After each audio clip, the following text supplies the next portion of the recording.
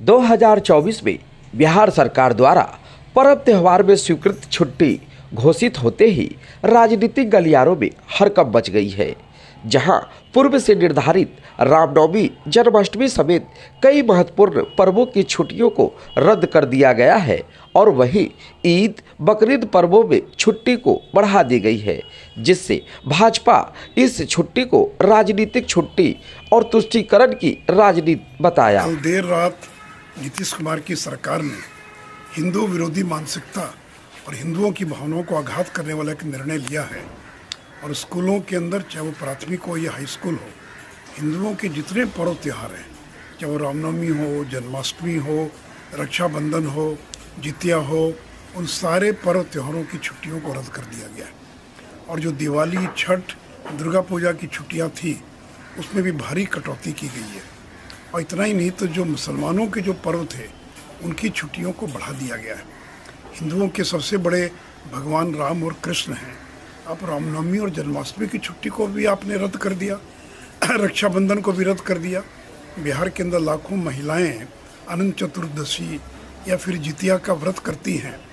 यानी चुन चुनकर हिंदुओं के जितने पर्व थे उन सभी पर्वों को की छुट्टियों को रद्द कर दिया गया और मुसलमानों के पर्व की जो छुट्टियां थी उनको बढ़ा दिया गया।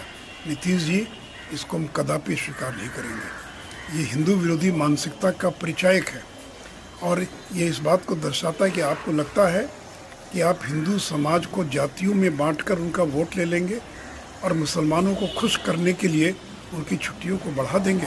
देखिए, बिहार के लोग चुप नहीं रहेंगे, लोग सड़कों पर आएंगे। और इतना ही नहीं, अब तो ये भी निर्णय कर दिया गया है कि मुस्लिम इलाकों के अंदर शुक्रवार को छुट्टी रहेगी। अरे भाई, ये एक सेकुलर स्टेट है, चाहे हिंदू हो या मुसलमान हो। क्या ईसाइयों के स्कूल के अंदर और किसी अन्य दिन छुट्टी होगी? हिंदुओं के स्कूलों में अन्य दिन छुट्टी होगी? पूरे राज्य में एक दिन छुट्टी होनी चाहिए। तो ये जो तुगलकी फरमान है, हिंदू विरोधी जो निर्णय है, हिंदुओं की भावनाओं को आघात करने वाला जो निर्णय है, इसको भारतीय जनता पार्टी कदापि बर्दाश्त नहीं करेगी। मुस्लिम तुष्टीकरण की हद हो गई। जन्माष्टमी, मकर संक्रांति, जितिया, तीज और दुर्गा पूजा के लिए पूर्व से आ रही छुट्टियों में कटौती और ईद, बकरीद व अन्य मुस्लिम त्योहारों के लिए पूर्व से घोषित अवकाशों में बढ़ोतरी। आखिर सरकार की मंशा क्या है, इसे स्पष्ट करना होगा। मुख्यमंत्री जी, सनातनी की भावनाओं से खिलवाड़ नहीं कीजिए। राजद की संगति में पड़कर आपका विवेक मर गया है। 2024 के लिए शिक्षा विभाग द्वारा घोषित छुट्टियों के कैलेंडर देख आम जनता गुस्से में है। लोकसभा का चुनाव भी उसी साल होने वाला है, आपको लेने के देने न पड़ जाए। सांप्रदायिकता की चिंगारी आपने सुलगा दी है। वह दिन दूर नहीं जब ये चिंगारी भयावह आग का रूप लेकर आपकी पार्टी ही नहीं, महागठबंधन को भी भस्मीभूत कर देगी। देखिए, हमको जहाँ तक लगता है कि सरकार अभी सरकार नहीं चला रही है। कुछ अनपढ़ जाहिल अफसर लोग जो हैं शिक्षा विभाग या बाकी विभाग में, वो लोग आंख बंद करके छुट्टियों का निर्धारण कर रहे हैं।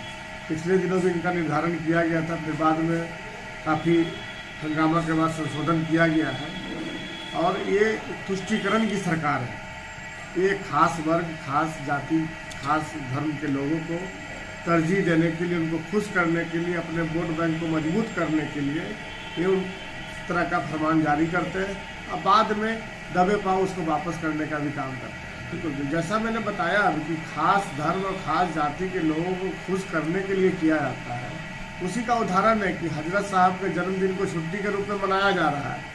और हम लोगों के आदर्श मर्यादा पुरुषोत्तम राम के जन्मोत्सव रामनवमी के त्यौहार के दिन इन्होंने छुट्टी घोषित नहीं किया है।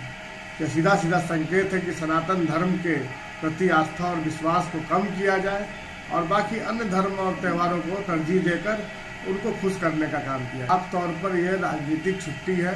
राजनीतिक छुट्टी के तौर पर इनका घोषणा किया गया है ताकि अपने वोट बैंक को मजबूत कर सके और हिंदू धर्म पे आस्था को चोट पहुंचाया जाए। जितना चोट पहुंचाया जाएगा उतना इनके दूसरे धर्म के लोगों का वोट बैंक इनका मजबूत होगा। और इसका कड़ा विरोध हम लोग करते हैं और सरकार से मांग भी करते हैं कि इन छुट्टियों को वापस करते हुए पहले की तरह जिन पर्वों में छुट्टियां दी जाती थी आगे भी